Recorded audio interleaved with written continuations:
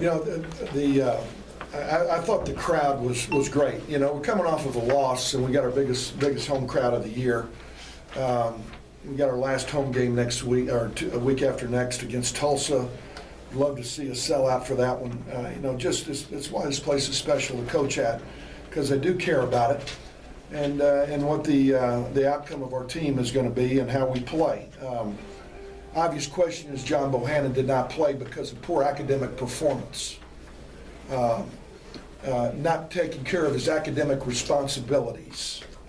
Okay, that should cover it all. All right.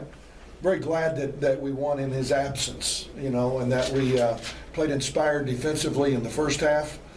Really did a great job, terrific job in all areas. Maybe our best half of the year, defensively and offensively, in terms of ball movement, playing through the post, shot selection. Washburn was terrific, as good as he's been since he's been here in the first half of that ball game. And I thought Matt Wilm played his best ball in probably a month and a half. Cedric Lang, a couple big baskets to start the second half when we could have come out cruising. He got us a couple baskets down and tried to rebound the ball all night long.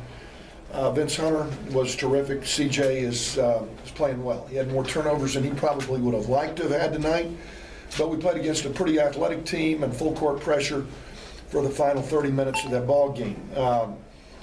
You know, we got valuable bench minutes for a lot of guys, and including Hooper Vent, who did not hurt us. I thought he played really well in the first half, probably better in the first half than he did the second. We're going to go on the road next week to go play two teams that have always given us issues, Tulane and Southern Miss. Play against a bunch of man one night, a bunch of zone the next night, and it's an important week of practice for us. You know, I thought some of our older guys like Julian and Ced and CJ really stepped up well in Bohannon's absence and showed that we can function just fine as a group and as a unit. And it's always going to be important. I don't care if we're tied for first or we're one game back and we got to win it to clinch the first seed in the conference tournament. These guys aren't doing what they're supposed to be doing away from the court, then they're not going to play. It's just the way it is. They're going to understand why they're here, and they're going to treat every academic situation with respect. And John Bohannon should know different at this point in his career. That's all I'm going to say. Any questions? Bohannon, coach, is it just for one game? Yeah, it'd be one game unless we have an issue on Monday. All right. Or Tuesday. Coach, it took you a long time to get to the line tonight. You ended up making more than they attempted, but with something like 15 minutes left in the game, you had 6 free throw attempts. Yeah, how about that? You know what? I should be aware of that kind of thing more. I thought, Fred, we were trying to play through the post, you know, where you're normally getting fouled. We really were. We were posting Jew. We were posting Matt. We posted Ced. We drove it with Vince. You know, and you'd think we'd have more. I guess you credit their length and their athleticism and savvy maybe, but we were attempting to do that. And a lot of, you know, we shoot a lot of free throws late because they're having to foul to catch up. So Vince shot them better tonight, and I thought he was 100% better than he was against Florida Atlantic. Just 100% better defensively. First time in his career he's had the most challenging assignment on the defensive end. He had Tamel Murphy, who we think is as good a driver as there is in the country. That was not exposed in the first half, but it was in the second. And a lot of that was just our inability to get back defensively and their ability to drive us because we weren't back in defensive conversion and transition. But I thought Vince was a lot better. Didn't look like a freshman out there tonight. Second half turnovers, is that just something that happens with a 20-point lead? Or? Well, you know, I just thought you credit their pressure a little bit. They went down and got us. They trapped us. We had to call a couple early timeouts against their full court pressure.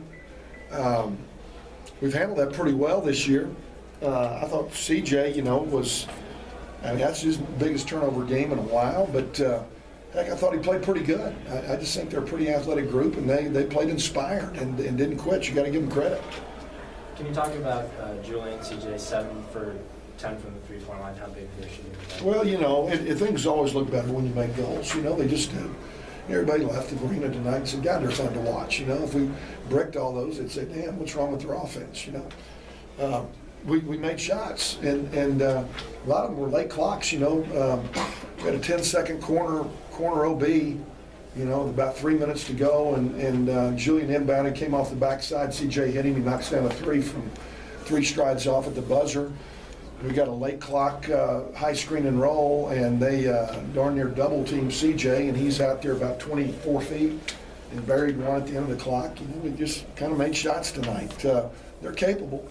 Julian, I think you look at his percentage right now from there versus where it was a year ago, and you credit his hard work. You know, he and CJ too, and Jake Flaggart every day have stayed late.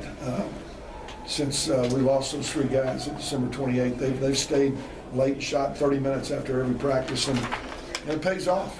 It pays off. All right? Thank you.